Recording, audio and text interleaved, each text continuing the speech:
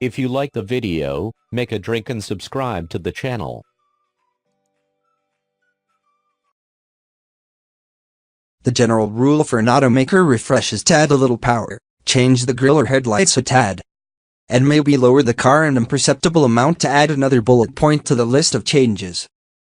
Lamborghini is a small brand dealing in the business of selling dream cars, Mattia Borchert, head of design for the Italian automaker tells.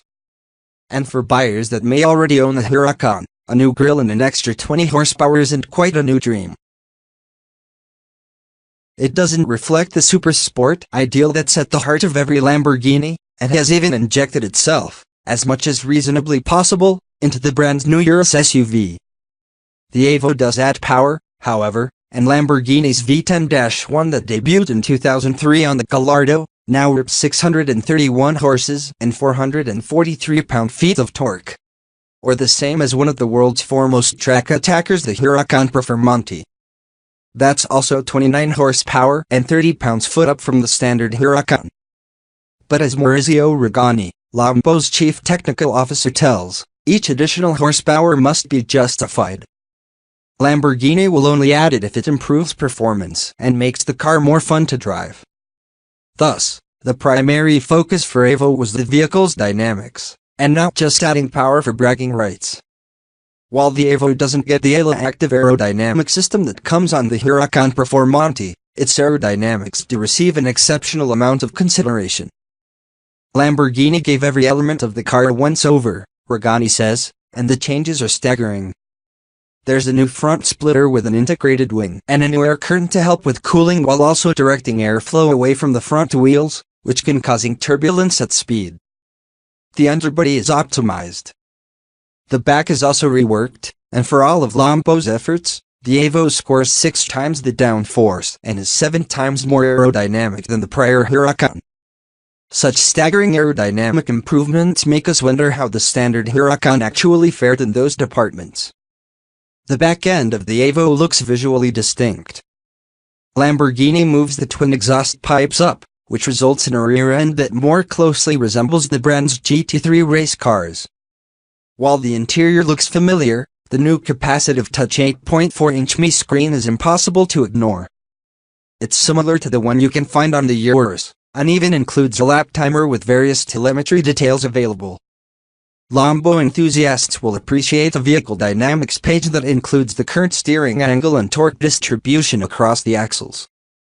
The Evo also updates all of the Huracán's core systems, but, perhaps most importantly, adds 3 significant new ones.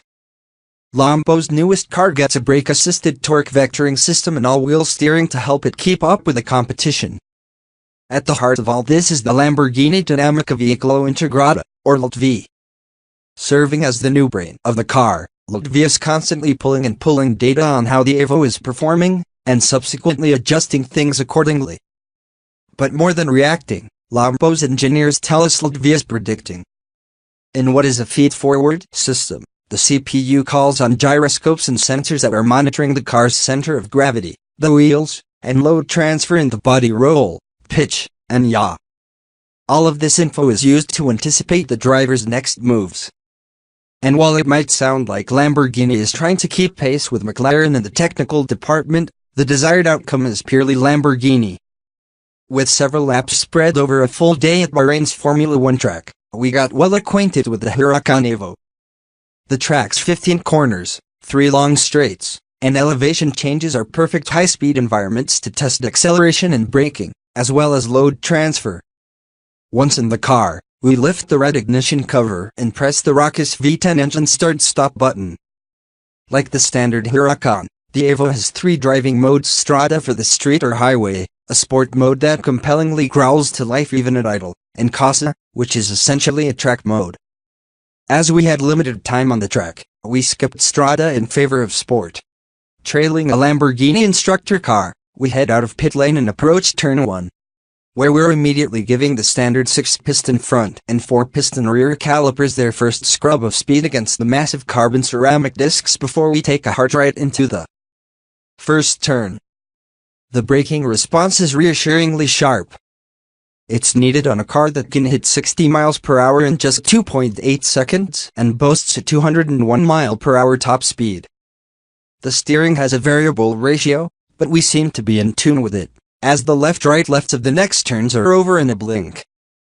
We're blasting down another considerable straight before employing the left paddle, downshifting the 7-speed dual-clutch transmission to third gear before entering a sharp right in turn 4. The sport mode seems drift-happy, as the Evo's back end effortlessly skids its way through corners and leaves just a little bit of the Pirelli P0 Corsis behind as we progress. It's good to see the middle child setting is still willing to allow some shenanigans. Despite this, the car is always within control.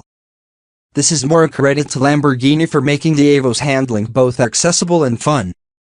The third of the steering wheel-mounted driving modes is Casa. Meant to be the sharpest mode, we find it to be more of a Sport Plus than race mode. The engine note is still gloriously loud, but the tail still seems a little more willing to let loose. Lamborghini has a standard Huracán available for us to test on a figure-8 course while evaluating the Evo, and our time with it further magnifies new cars' progress or evolution, if you will. The unevolved Huracán instantly reminds us of what a fun and emotional car it was to begin with. But once in the Evo, the distinction between the two cars is clear. We're able to get in just a little closer to the cones, and go just a little bit more hastily around them, too. A run on a slalom course further highlights the agile and nimble qualities of the Evo versus its predecessor. When the 2020 Lamborghini Huracán Evo arrives a little later this year, it will add a host of new technologies that make it the most advanced Lambo yet. But more importantly, the Evo dials up the emotional quotient with its nimbler, more playful personality.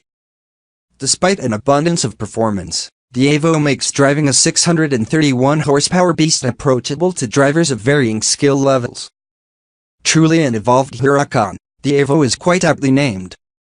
Look for the 2020 Lamborghini Huracán Evo to start at $261,274.